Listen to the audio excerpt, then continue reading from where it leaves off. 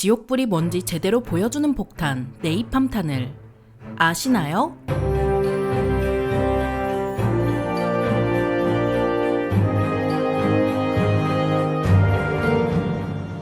안녕하세요. 지식 스토리입니다. 오늘은 강력한 화염으로 모든 걸 집어삼켰던 네이팜탄에 대해 알아보도록 할 텐데요. 불은 아주 오래전부터 효과적인 공격 수단이었습니다. 부싯돌이랑 지푸라기만 있어도 불 지르는 데 문제는 없었고, 그렇게 붙은 불이 바람만 잘 타면 큰 피해를 강요할 수 있었죠. 하지만 바람이라는 게 맘처럼 되는 게 아니라 갑자기 바람의 방향이 바뀌기라도 하면 불이 적이 아니라 아군을 향해 올 수도 있었고, 그렇게 되면 대참사가 벌어졌는데요. 통제할 수 없는 불에 대한 두려움은 정신 멀쩡한 사람이라면 누구나 있겠지만 가스버너와 라이터와 같은 통제할 수 있는 불에 대한 두려움은 없습니다. 그래서 인류는 불을 통제해 적만 태울 수 있는 소위무기를 만드는 데 노력을 기울였죠. 여기서 소위무기란 목표물을 불살라 없애는 무기로 화염방사기나 소위탄이 있는데요. 동로마 제국에서는 그리스의 불, 중국에서는 맹화유괴 등의 원시적인 화염방사기가 등장해 적을 상대로 효과를 봤습니다. 하지만 동로마 제국이 멸망하면서 그리스의 불은 제조법이 소실되고 맹화유괴도 총포의 등장으로 자연스럽게 도태되고 말았는데요. 만들기도 사용하기도 까다로웠던 소위무기는 1차 세계대전에 이르러서야 다시 등장했죠. 1차 세계대전에서 타르가 스며든 티슈와 화약을 섞은 소위탄이 등장해 2분 동안 주변을 태워버리는 위력을 달성했으며, 크고 작은 화염방사기가 등장해 적에게 원초적인 공포를 안겨주었습니다. 하지만 멀리서 적을 태워버리는 소위탄은 몰라도 사거리가 권총보다 짧은 휴대용 화염방사기나 300명이나 달라붙어야 하는 설치형 화염방사기는 적에게 공포를 주는 심리적인 효과는 확실했지만 성능이 영 좋지 않았습니다.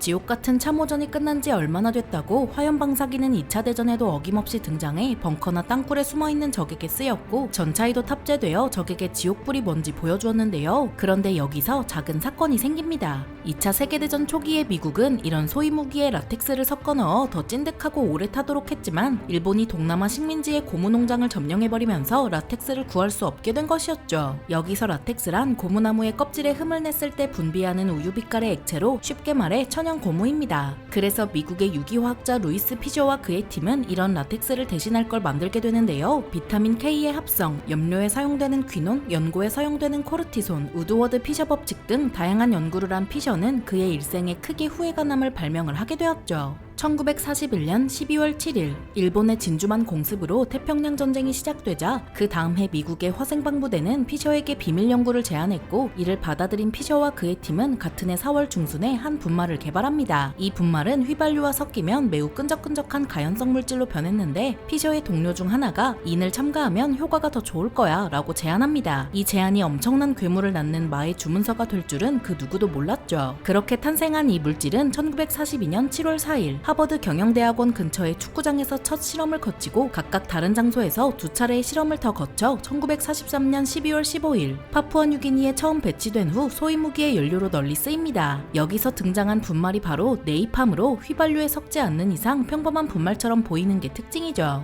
이런 네이팜을 가득 넣은 폭탄인 네이팜탄은 1944년 3월 6일 미군이 베를린 폭격에 쓴 게 처음이었고, 특히 원래 목적이었던 태평양 전쟁에서 일본군을 상대로 썼죠. 사이판, 이오지마, 필리핀 등지의 일본군 벙커나 땅굴을 상대로 네이팜탄을 썼고, 오키나와에서도 지상군을 지원하기 위해 해군과 공군 가리지 않고 썼습니다. 1942년 4월에 둘리틀 특공대로 일본 본토를 공습해본 미국은 일본 뭐 별거 아니네 라는 생각으로 1944년에 B-29 슈퍼포트리스가 배치되자 도쿄를 불바다로 만들 준비를 합니다. 미국은 이미 1943년 5월부터 9월까지 일본 마을을 정교하게 재현한 실험장에 여러 종류의 소위탄을 떨어뜨리는 실험을 통해 네이팜탄이 가장 효과적이라는 걸 알게 되었죠. 그렇게 1945년 3월 9일 밤 300여 대가 넘는 B-29가 날아올라 도쿄에 1700여 톤의 네이팜탄을 투하했는데요. 3월 10일 새벽까지 이어진 폭격으로 축구장 5700여 개에 달하는 면적이 불바다가 되어 단 하루 만에 10만여 명이 숨지는 생지옥이 펼쳐졌고, 그중 10%는 조선 사람이었다고 하죠. 너무 많은 불이 한 번에 나 도시가 끓어올랐고, 사람들은 불과 열기를 피해 하천으로 뛰어들었지만 이미 하천은 펄펄 끓고 있었습니다. 이런 지옥을 한 번 맛봤던 인류는 전쟁을 그만할 법 법도 한데요. 하지만 인류는 그러지 못했습니다. 나치 독일의 패망과 일본의 항복으로 2차 세계대전이 끝나고 또 얼마 안가 한반도에서 전쟁이 일어나고 말았죠. 당시 미국 대통령이었던 해리 S. 트루먼은 한반도의 미군 파병을 결정했고 인천 상륙작전을 통해 압록강까지 밀고 올라갔지만 중공군의 남하로 후퇴할 수밖에 없었습니다. 수적으로 열세인 유엔군은 수적 열세를 극복하는 방법으로 또다시 지옥불을 꺼내들었는데요. 한 장교의 말에 따르면 유엔군 조종사들이 평균적으로 좋은 날에 26톤의 네이팜을 사용했다 하고 뉴욕 신문인 헤럴드 트리뷴은 네이팜 한국 최고의 무기라 극찬했죠. 하지만 2차 세계대전을 승리로 이끈 영국 총리 윈스턴 처칠은 한국에서 네이팜탄을 사용하는 것을 비판하면서 유엔군이 민간인에게 네이팜탄을 뿌리고 있다라며 많은 사람을 고문하고 있다라고 하기도 했죠. 이러한 처칠의 외침이 무색하게 네이팜탄은 제1차 인도차이나 전쟁에서 프랑스군에 의해 정기적으로 쓰였으며 미군은 베트남 전쟁에서 네이팜탄을 여기저기서 이용했습니다.